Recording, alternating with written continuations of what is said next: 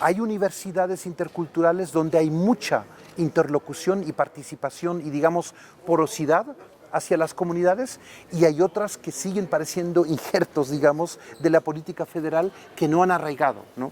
Y eso es algo que, tanto como ciudadanos como académicos, nos preocupa, porque si los jóvenes egresan de una universidad intercultural y ahí no tienen conciencia ni las herramientas para la transformación social, entonces ¿de dónde? O sea, lo que no queremos son un subsistema de universidades o escuelas patito que prolonguen la precariedad que de por sí existe en el México rural, ¿no? Ustedes lo saben, o sea, muy pronto después de una CONAFE, primaria, etcétera, muy pronto comienza la precariedad. Telesecundaria sin telebachillerato sin internet, con un solo profesor, etcétera. O sea, hay una desinversión en el campo mexicano y las universidades interculturales no pueden ni deben convertirse en un eslabón más de esa cadena imperfecta, digamos, de educación pública rural, llámese intercultural o no, ¿no? Entonces, ahí es muy importante insistir en procesos de calidad, insistir en la participación de la región, que haya carreras pertinentes, que haya empleabilidad. Todo eso es un reto porque todavía no hay grandes experiencias con estas nuevas carreras, con estas nuevas formas de titulación. ¿Algún caso, no sé si llamarlo exitoso, por lo menos en México, que contemple esta forma de consultar a los sabios, de tener un vínculo con la sociedad? Hace poco en un evento en Chiapas, un rector de una universidad intercultural en Guatemala nos comentaba que los chicos tenían que salir a la comunidad. Incluso su proyecto de tesis era un problema planteado en la comunidad y los docentes no había tales, ¿no? Sino que eran como las figuras que tenemos nosotros acá con la comunidad wixárika, como los maracames. Sí. Ellos eran los que de alguna manera tenían mucho contacto con los jóvenes, y también eran como una figura clave dentro de esta universidad que era como muy utópica cuando la explicaba, ¿no? Claro. Acá en México no hay algo que se asemeje a eso. Hay tendencias que van en ese sentido. Yo solo te puedo hablar de la que mejor conozco, que es la Universidad Veracruzana Intercultural, pero ahí también hay diferencias entre sedes, entre regiones, ¿no? Y es muy importante que haya ese apoyo de la comunidad y que además los jóvenes no estudien cualquier cosa, sino que estudien algo que realmente tenga impacto en las comunidades. Nosotros desde hace un poco más de un año, hemos vuelto a crear los consejos consultivos y hemos vuelto a abrir la Universidad Veracruzana Intercultural a esos actores. Entonces ahora mismo, por ejemplo, tenemos materias que imparten sabios, sabias de la comunidad, junto con docentes de la propia Universidad Veracruzana. Hay esas posibilidades, tenemos estudiantes ya graduados, egresados, que tienen excelentes capacidades para este tipo de trabajo en el ámbito jurídico, en el ámbito de la salud, en el ámbito de la traducción, interpretación, etcétera, pero no todos salen tan bien formados. Entonces ahí también admito que siempre tenemos un rezago. ¿Por qué?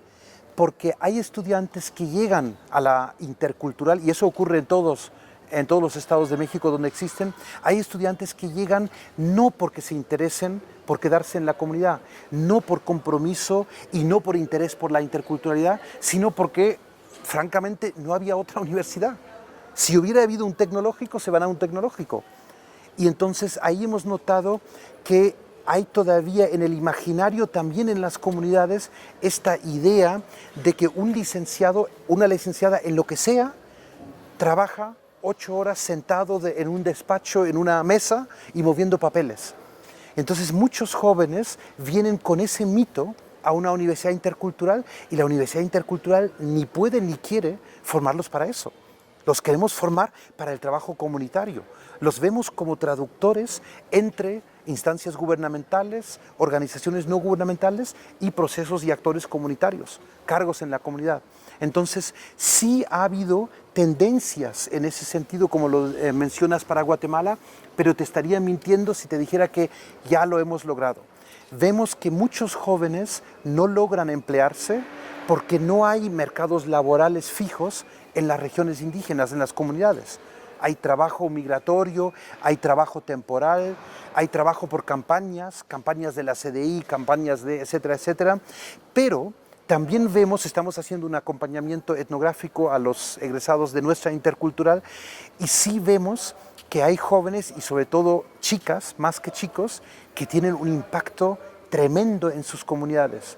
Tener en tu familia, tener en tu comunidad a la primera licenciada que sabe de derechos, que conoce sus propios derechos, que lucha contra la violencia de género, por ejemplo, aunque ella no consiga trabajo. Pero ella en la comunidad, y lo sé de Tatahuicapan, de otras comunidades en el sur de Veracruz, se convierte en la gestora de los asuntos de la comunidad.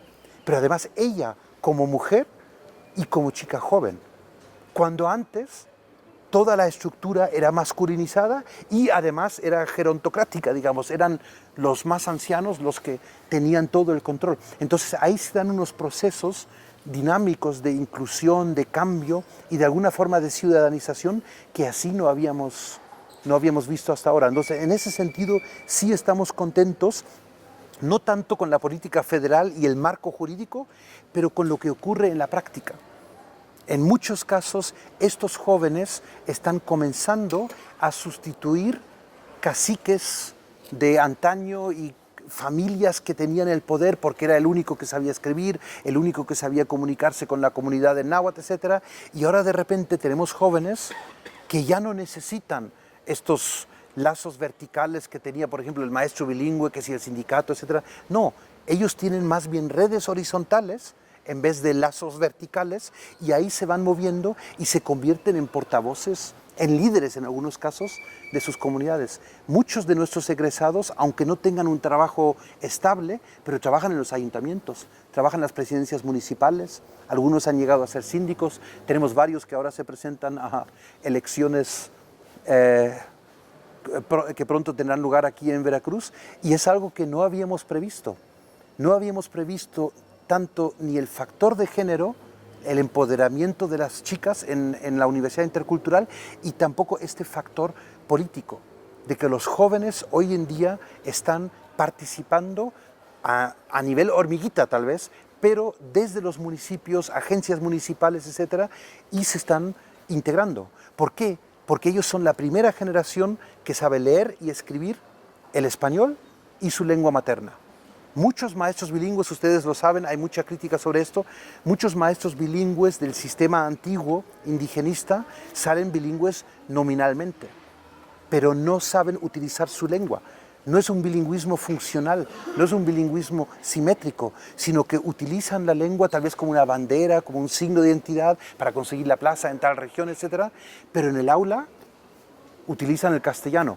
¿Cuándo utilizan la lengua indígena? Para regañar, ¿no? Entonces, eso no es un bilingüismo funcional, ¿no? En nuestras interculturales, en algunas más que en otras, la lengua indígena se convierte paulatinamente, porque estamos contratando cada vez más profes hablantes de lenguas indígenas, se convierte en lengua franca, en medio de comunicación. Ya tenemos tesis de licenciatura redactadas íntegramente en náhuatl, en popoluca y en otras lenguas, y esto es algo que no existía, ¿no? Desde el siglo XVI no existía el uso de la lengua indígena de esta manera.